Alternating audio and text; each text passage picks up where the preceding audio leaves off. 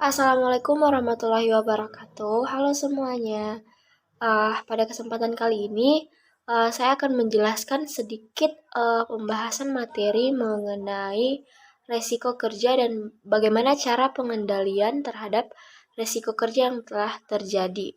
Uh, di sini saya terlebih dahulu ingin memperkenalkan diri. Nama saya Husna Rahma, dari kelas A PTW 2020 Universitas Negeri Makassar. Kemudian, setelah kita mengetahui bagaimana cara kita membaca gambar dan mengetahui jenis item pekerjaan dan bagaimana cara kita menentukan berapa volume pada item pekerjaan pada gambar rencana yang telah disediakan, dan kemudian kita akan mengetahui bagaimana dan apa risiko kerja dan bagaimana cara pengendalian terhadap risiko pekerjaannya. Nah, selanjutnya di sini kita melangkah ke risiko bekerja atau potensi yang akan terjadi pada suatu pekerjaan dalam item pekerjaan yang akan dibahas. Ya, di sini yang pertama ada pekerjaan persiapan, yaitu pengadaan alat dan material. Dan potensi atau risiko yang akan terjadi yaitu terjepit material atau alat berat. Dan cara pengendaliannya yaitu penggunaan APD, memberikan arahan atau instruksi kepada operator alat berat agar tidak terjadi kesalahan yang fatal. Seperti itu. Dan kemudian di sini ada pekerjaan tanah untuk galian dan timbunan. Jadi resiko yang akan terjadi itu sesak akibat debu, tersandung atau jatuh, terjepit atau tertimbun, dan tertekan benda tajam. Dan bagaimana cara pengendaliannya? Di sini ada pasang rambu atau brikade sebagai pagar pengaman yang menggunakan sarung tangan katun, masker, dan sepatu boot safety. Selanjutnya di sini untuk pekerjaan pasangan, yaitu pasangan batu bata dan plasteran. Resiko yang akan terjadi seperti terjatuh dari ketinggian dan juga kejatuhan material. Dan bagaimana cara penanggulangannya yaitu penggunaan sarung tangan, sepatu safety, dan helm safety untuk tidak menimbulkan resiko yang akan terjadi pada saat pembangunan konstruksi. Selanjutnya ada untuk pekerjaan plafon, kayak seperti pembuatan rangka plafon, pemasangan plafon, dan pengecetan plafon.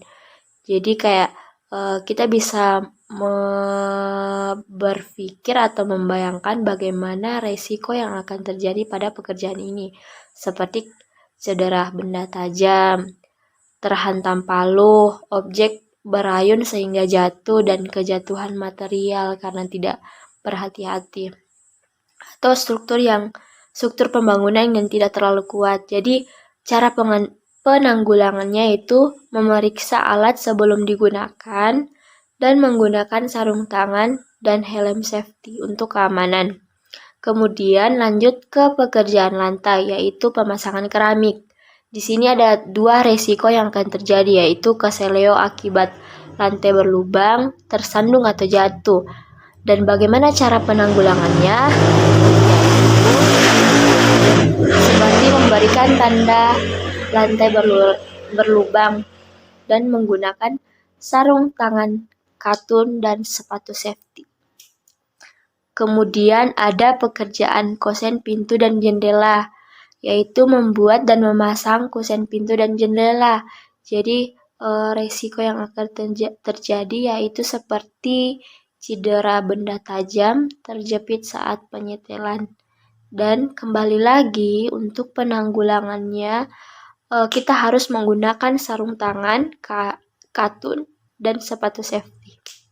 Seperti itu. Kemudian untuk item pekerjaan sanitasi yaitu pemasangan kloset, wastafel, keran air, floor drain, bak mandi, shower, dan lain sebagainya akan mengakibatkan resiko seperti halnya terpeleset akibat lantai licin, jepit saat pemasangan.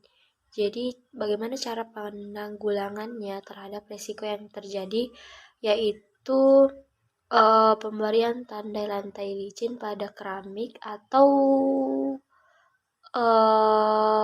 bahan yang tidak layak untuk digunakan dan menggunakan sarung tangan katun dan sepatu safety. Dan selanjutnya ada pekerjaan atap seperti pasangan kuda-kuda, rangka baja, dan pasang atap. Resiko yang akan terjadi yaitu jatuh dari ketinggian, cedera benda tajam, kejatuhan material, dan cuaca panas. Karena pemasangan konstruksi tersebut berada di luar ruangan. Jadi akan terjadi beberapa resiko cuaca panas yang sangat akan membahayakan juga. Jadi cara penanggulangannya itu menggunakan helm safety, tali keselamatan agar tidak terjatuh, rompi keselamatan, dan sepatu safety. Kemudian ada lanjut ke pekerjaan site improvement seperti pemasangan paving. Resikonya yaitu terjepit, terhantam benda atau material, sesak akibat debu. Dan cara penanggulangannya menggunakan safety line atau larangan masuk, menggunakan sarung tangan, masker, dan helm agar mengurangi risiko bahaya yang akan terjadi. Kemudian ada pekerjaan mekanikal elektrikal seperti pemasangan instalasi listrik. Risikonya yaitu seperti terstrum, terbakar, terjepit, seperti itu. Dan bagaimana cara penanggulangannya? Kembali lagi mengecek alat listrik terlebih dahulu, kemudian mempersiapkan tabung pemadam api, dan juga menggunakan helm safety, sarung tangan katun, rompi keselamatan, dan sepatu safety. Kemudian ada juga untuk item pekerjaan furniture, seperti membuat kursi, meja, lemari, rak buku, tempat tidur, dan lainnya, akan mengakibatkan risiko atau bahaya seperti cedera benda tajam, cedera akibat kegagalan alat, dan juga benturan benda berat. Cara penanggulangannya seperti memeriksa alat sebelum digunakan, menggunakan sarung tangan, sepatu safety, dan kacamata untuk berjaga-jaga. Kemudian untuk penjelasan penilaian risiko ini ada 3, yaitu akibat, peluang, dan risiko. Nah, untuk akibat, nilai 1 itu luka ringan, nilai 2 luka sedang, nilai 3 itu luka berat, bisa juga cacat, dan kematian. Untuk peluang, nilai 1 itu jarang terjadi, nilai 2 kadang-kadang terjadi, nilai 3 sering terjadi. Dan untuk jumlah resiko yang terjadi tergantung dengan item pekerjaan yang digunakan, yaitu akibat dikalikan dengan peluang. Maka bisa menghasilkan jumlah resiko yang terjadi tergantung dengan item pekerjaan yang dikerjakan. Yang keempat di sini tingkat resiko kegiatan. 1 sampai 3 itu resiko kecil, 4 sampai 6 itu resiko sedang, dan 7 sampai 9 itu ada untuk resiko tinggi. Jadi kembali lagi untuk potensi atau resiko pada konstruksi pembangunan sebagai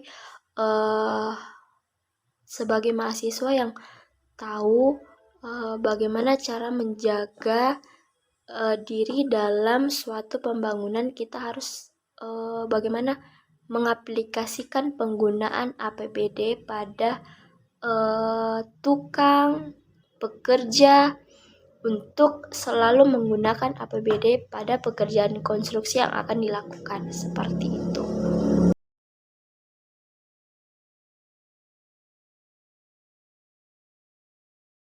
Nah, itu saja pembahasan mengenai potensi bahaya atau resiko bekerja pada item pekerjaan yang dilakukan pada pembangunan konstruksi dan bagaimana cara kita mengetahui penilaian atau seberapa besar resiko yang terjadi pada item pekerjaan yang dilakukan.